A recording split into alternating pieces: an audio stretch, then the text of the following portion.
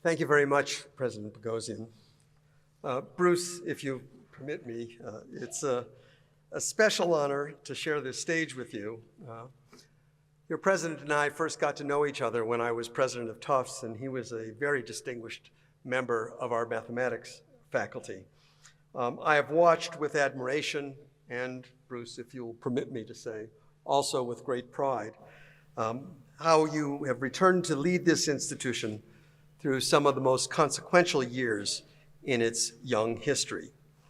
I want to thank you for the opportunity to be here today to share in this wonderful day with all of you, our graduates. I should also acknowledge, though, a second connection that makes this occasion especially meaningful to me. The Fletcher School of Law and Diplomacy at Tufts University has a significant alumni presence in Armenia. Each year, 16 talented mid-career students from Armenia spend a full semester studying at Fletcher, fully supported by the Tavitian Foundation. On completion, they return home to Armenia to pursue careers in public service. To date, 350 alumni of this program are working to build a stronger Armenia. I've followed their careers with interest, and I'm very, very proud of their accomplishments. It's my hope, and perhaps yours as well, that someday some of you will follow in their footsteps and also spend time studying, become a Tavitian scholar at Tufts University. To the families gathered here today, let me also add my congratulations. You've made sacrifices to put your sons and daughters in this room. You deserve our thanks. And I want to say it's, again, a special honor for me to be able to share in this special day with you. But most importantly, to the graduates, to each and every one of you sitting here today, congratulations. You've earned this day. But before I tell you what I hope you will do with it, I want to say something about what it means that you are here at all. As was noted earlier, this university was founded in 1991, the first year of Armenian independence. In fact, AUA was formally established on September 21st, 1991, the very day Armenia held its independence referendum. This institution and this nation came into being together on the same day. That's not a coincidence. It is, in fact, a declaration. The founders of this university believed that a free Armenia would need not only sovereignty, but knowledge, not only borders, but minds capable of defending and building everything inside of them. This year, as AUA celebrates its 35th anniversary, its theme is paving the way for future leaders. I can think of no more fitting description of what each of you represents. 35 years ago, this university opened its doors with 101 students and a conviction that Armenia's future would be shaped by the quality of its educated citizens. You are living proof that those leaders had great foresight. You've studied and grown and persisted through 4 years that tested Armenia in ways that no one should have to witness. During your time here, more than 100,000 Armenians, people whose ancestors had lived in their homeland for centuries, were forced to flee in a matter of days. Homes abandoned, churches emptied, an entire community erased from the place it had inhabited for generations. Some of those people are in this country today. Some of them are even in this room. What was not silent was this university. Much of the world looked away at the time. AUA did not. It opened its doors wider. That is what an institution of character looks like, and you were all part of it. You've also lived through economic hardship that would have tested anyone, and yet, here you all are. That says everything about your resilience. You are entering a world that is deeply divided between East and West, rich and poor, between those who embrace modernity and those who would seek a return to fundamentalism, between those for whom the latest technological advance, AI, represents an extraordinary opportunity, and those for whom it is a grave threat. I could go on. As you sit here today, about to enter this uncertain world, I suspect most of you, well, at least some of you, may be anxious about your future. Over the course of my career, I've attended more than 50 commencements. In fact, this morning I actually went back and counted how many. This is the 60th commencement I have participated in. So thank you for giving me that opportunity.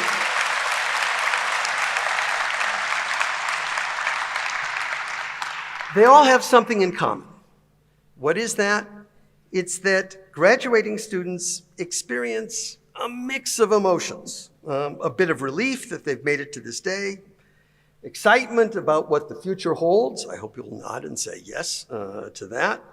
Some uncertainty about what that future may bring, sadness that their university experience is over, and often considerable anxiety about the choices that you will confront in the future. I see a few nodding heads. I would like to use my time with you today to talk about how to navigate this uncertain road ahead. Up until this point in your life, much of your journey was planned for you. From the time you were a child entering school, others made decisions for you. When you were 5 years old, life was pretty easy. Your parents told you where to go to school, and your teachers told you what to study. As you progressed, you had more choices, but these were still relatively limited to the subjects you were going to take. Eventually, you had to make your first major decision. Where were you going to go to university? And I can tell you, you made that decision wisely, because here you are.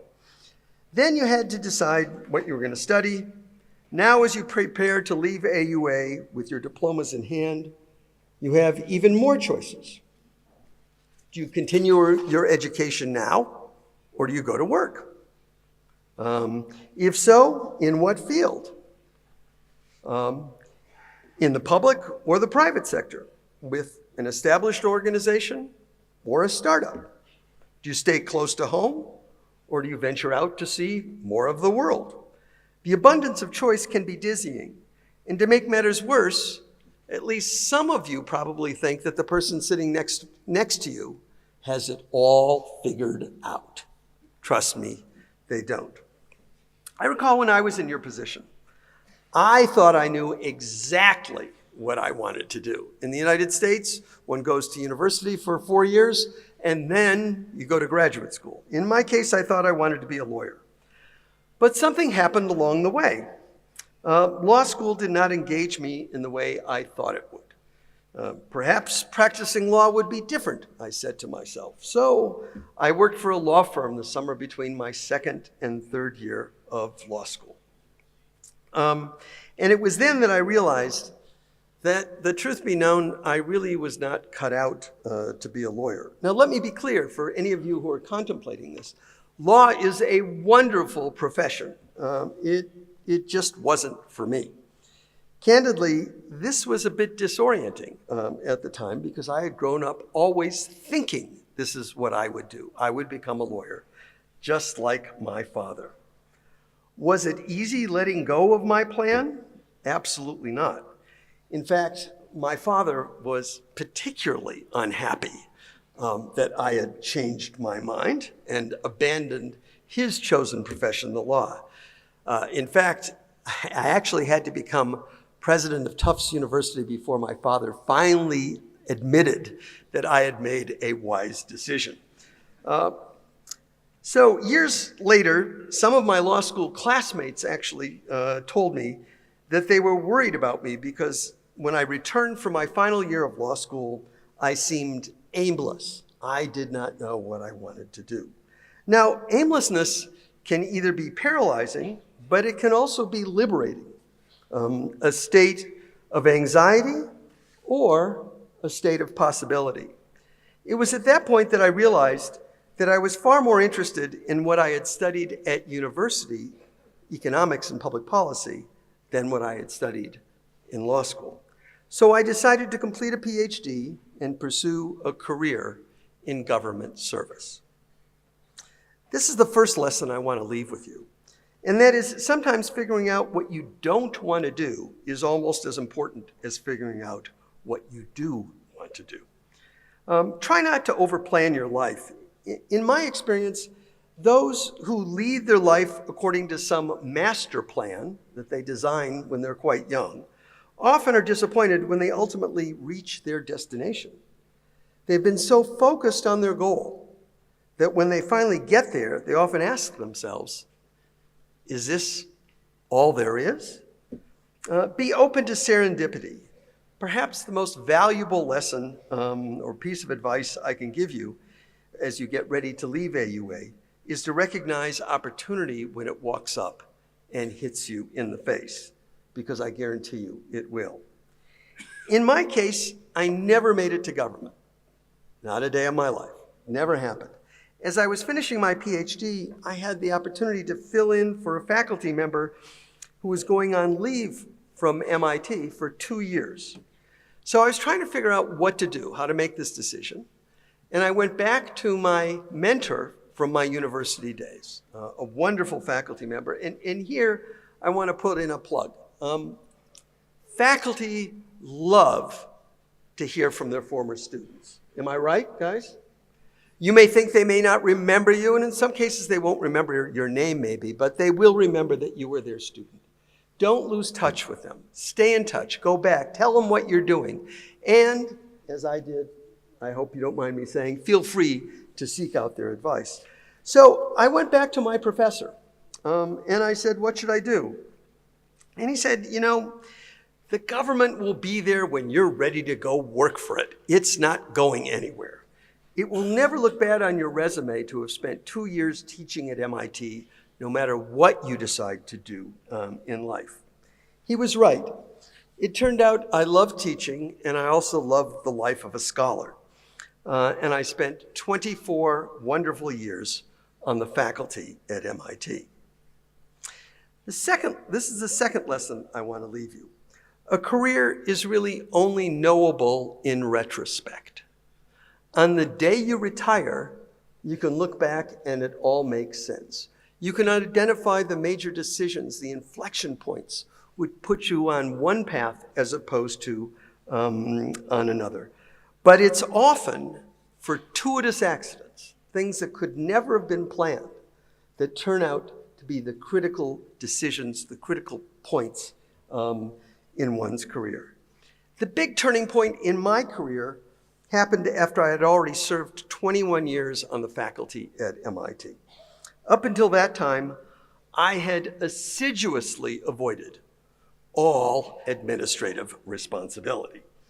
I loved teaching my students and doing my research, so I had successfully dodged being chair of my department, or even, God forbid, and I hope I won't offend anybody here, being a dean. I just loved what I was doing. Then one day, I got a call from the president of MIT, a wonderful man by the name of Chuck Vest. He asked if I would come into the administration as chancellor, one of the institute's 2 most senior academic positions. Think of the role of provost in many respects. It required some sacrifices on my part. I had to give up most of my teaching and almost all of my scholarship. But up until that point, MIT had been very, very good to me, and the president called, and so he needed my help. I saluted, and I said, yes, sir. It was one of the best decisions I ever made in my life. If you're as lucky as I've been, sometimes others will see in you things that you do not see in yourself.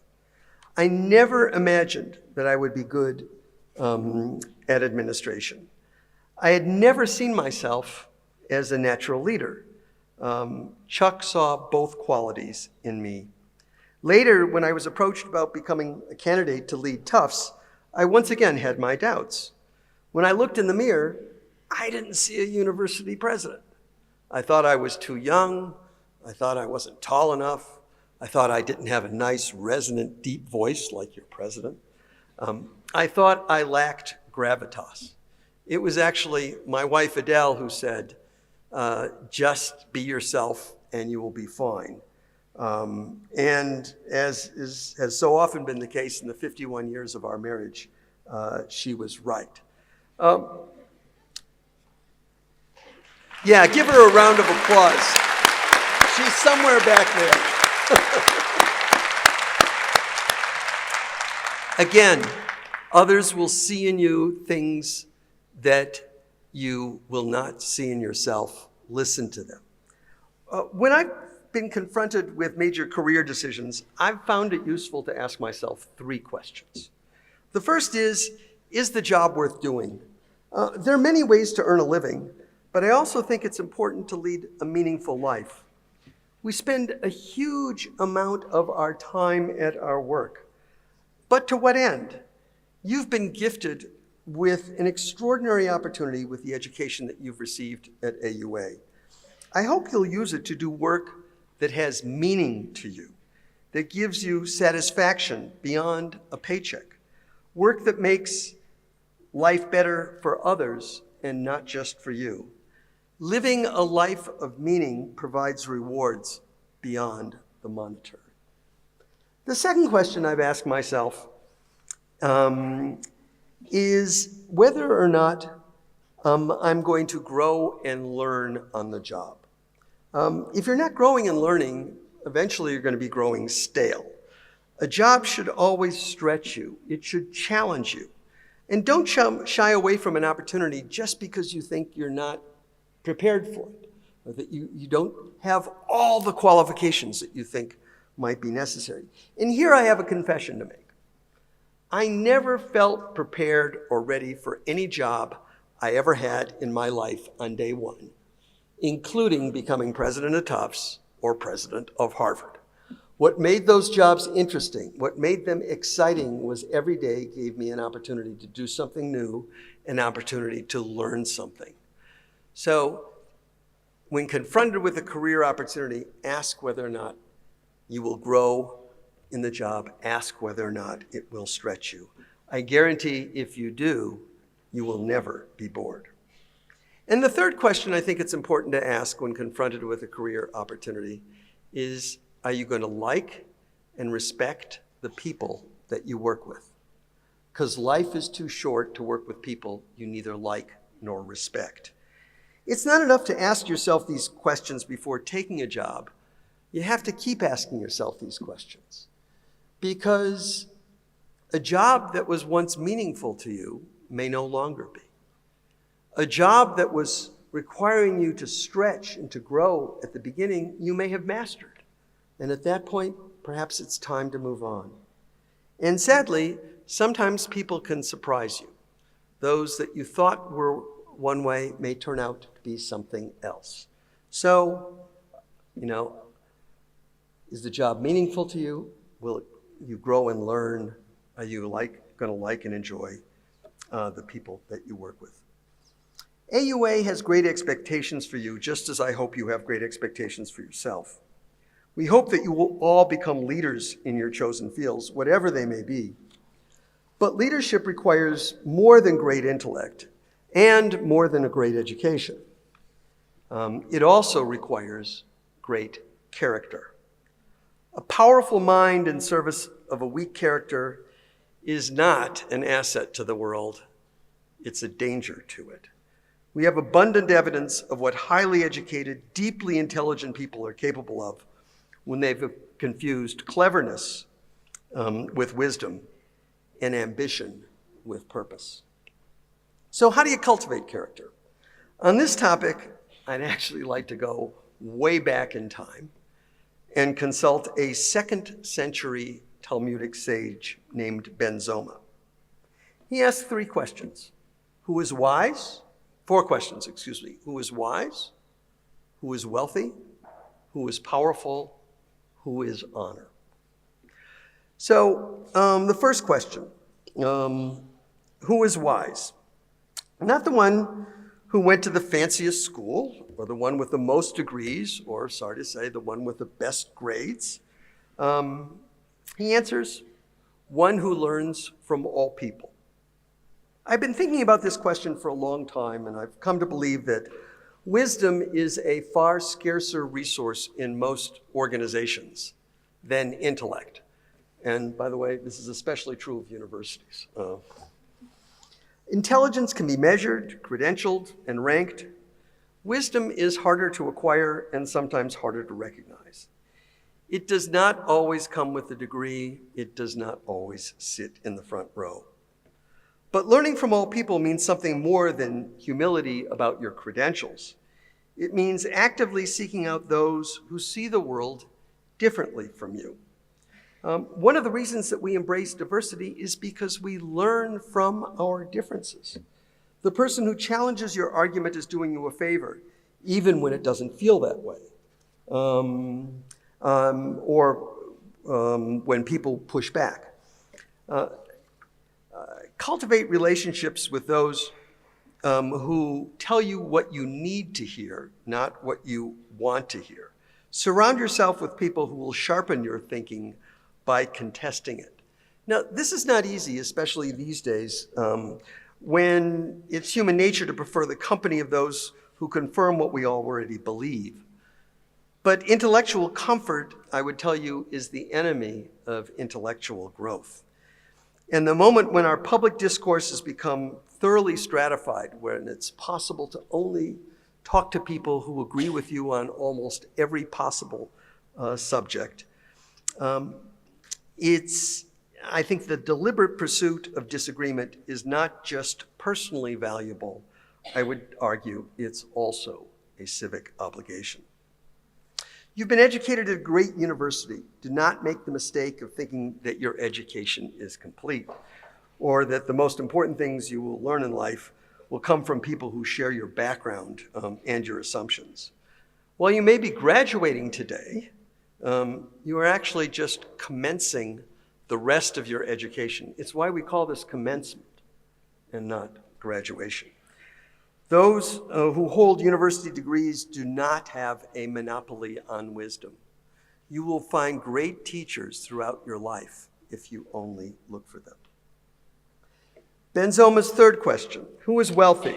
His response, someone who rejoices in their portion. I want to spend a moment on this one because I think it's a question that directly is addressed to you sitting here today at the beginning of what I have every confidence will be lives of remarkable accomplishment.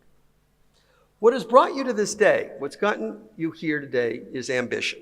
It has driven you to work harder, to reach further, and achieve more than you might have otherwise thought possible. I want to be clear, there's absolutely nothing wrong with ambition. The world needs people who want to do great things. But there's a version of ambition which curdles into something else. It is ambition which is never satisfied, that treats every achievement as merely a platform for the next one, that measures a life not by its meaning, but by its metrics. The reality is that there will always be somebody with more money, more possessions, more accomplishments, more recognition, a larger office.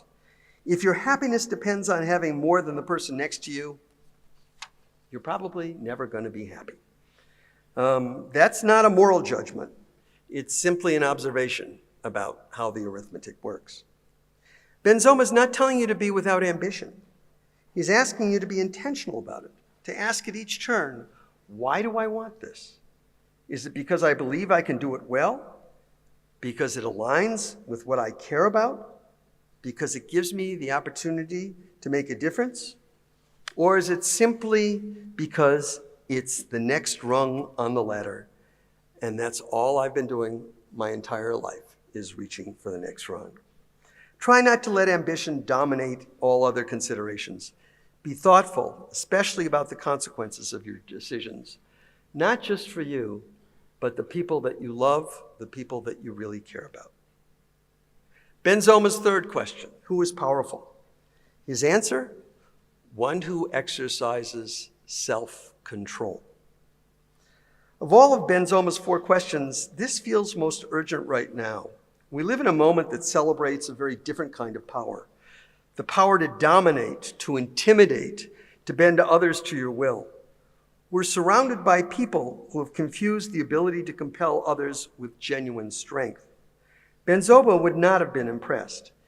The individual who cannot control their own appetites, who cannot resist temptation, who cannot pause between feeling something and acting on it, that person is not powerful. They're actually at the mercy of themselves. True power, Benzoma tells us, is internal before it's external. It's the capacity to choose deliberately with full awareness of the consequences, how you will act, what you will say, who you will be, and in a world that rewards reaction, self-control is genuinely radical. It's also, I would argue, the foundation on which Benzoma's first 2 virtues rest. You cannot learn from all people if you can't control your contempt, and you cannot rejoice in your portion if you cannot control your envy. Finally, Benzoma asks, who is honorable? His answer, one who honors others. This is the simplest of his answers, but perhaps the most profound. Honor is not status conferred by institutions. It's not a title or a rank or a prize.